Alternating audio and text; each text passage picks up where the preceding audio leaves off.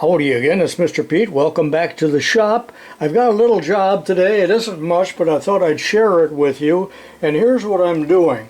I like this type of step bit to use on my smaller drill presses that do not have a Morse taper and will not accommodate this type of bit. Also, they're nice and short, so I appreciate that.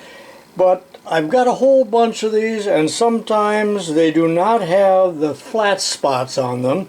So here's what I'm going to do. Here's a brand new bit I've had since the dawn of time. It's a 5/8.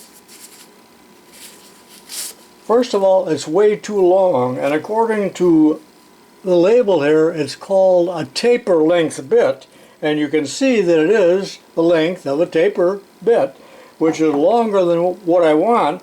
So I'm going to start not by amputating this end, that's going to stay the same, but I'm going to remove about 1 inch from this end. Now I'll have to grind that rather than saw it, because it's pretty hard. I'll talk about that in a second. It's nice and sharp. This has never been used. That's probably a $35 bit if you had to buy it brand new. Furthermore, the shank here is straight and it is 5/8 diameter. It will not fit in my regular 1/2 inch Jacob's chucks. It will fit in a 3/4, but this particular chuck does not fit, again, in my small drill presses. So the thing I'm going to do is, I repeat, saw that off. I'm going to then turn it down to 5/8 diameter, and then finally I'm going to mill 3 flats on there. Probably not as long and wide as this, but that keeps it from spinning in the chuck. I guarantee that this will spin in the chuck, especially drilling harder metals. This one does have some flats on, but you can see how this is chewed up. So I rest my case. The shanks on all drill bits are softer than the flutes and the cutting edge. Otherwise you would never grip them at all. Did you ever try to grip an end mill in a Jacob's chuck? It just isn't going to hold at all. And that's improper usage, but I'm just mentioning that. So looking again at this, it's very easy to file it.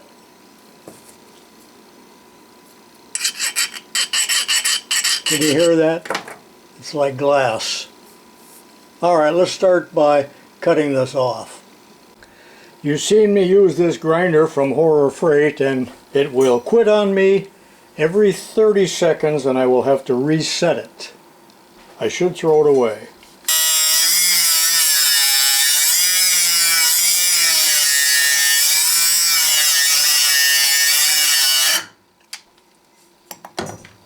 I rest my case.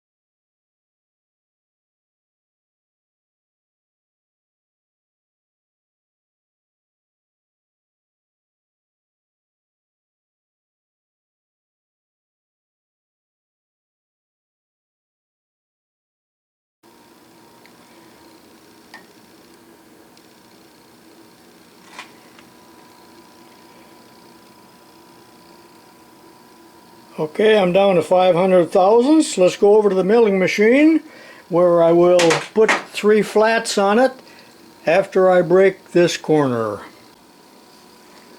Looking good, and of course it fits into a 1/2 inch chuck quite nicely, but I guarantee that it will slip. So using this hexagon collet block, I'll take it over to the Bridgeport and put 3 flats on it, each one about 1/8 of an inch wide. It isn't very critical as long as they're all the same.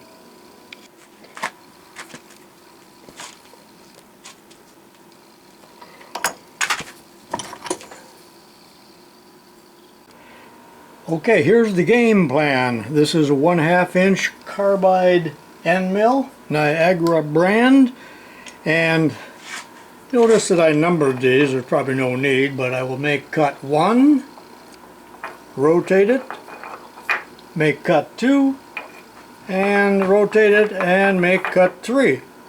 And each time what I'm going to do is to use a parallel or something like this and bring the collet block up against it. That will control the length. So I'll tighten the vise. This is hanging out an awful lot. I cannot choke it up any more than what it is, and I have a reason for that. So I believe I'll put a jack under there to keep it from possibly pushing down. I don't know if that'll happen or not. Just a precaution, possibly no need. And I'd like to make it in one pass on each side. Here's an alternate way of doing it, to use a vise on its side like that, tighten it down. The problem with this, actually there's no problem at all. I could change to a smaller end mill because this is 1/2 inch diameter and the end mill is 1/2 inch diameter, so I would probably strike the vise jaws. I'm not in the mood for changing cutters. Okay, let's cut.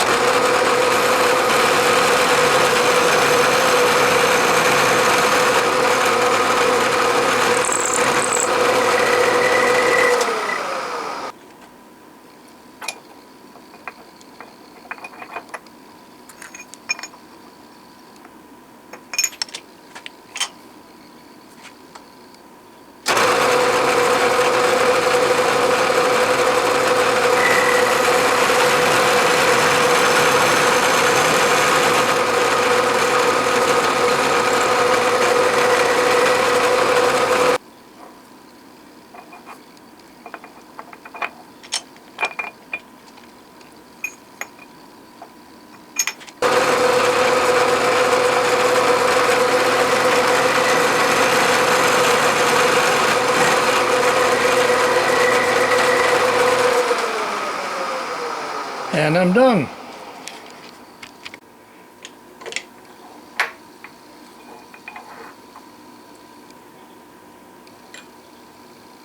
All right, let's go over to the bench and have a gander at it.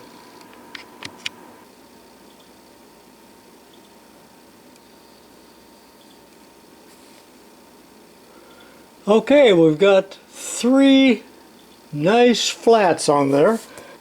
Okay, let's see how it fits in a Jacob's chuck. And you may have occasion to do this in your own shop.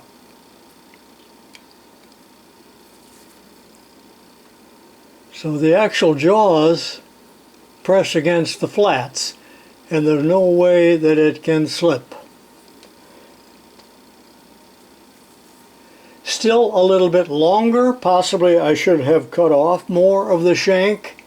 But as I said, this was a taper length bit, so it's a little bit long compared to the way you might buy them at a home center. It's going to be more like this. Sometimes that can be troublesome when you're changing tools. Well, I hope you liked this short video. If you did, give me a thumbs up. If you hated it, give me a thumbs down. This is Mr. Pete saying so long for now, and I'll see you next time.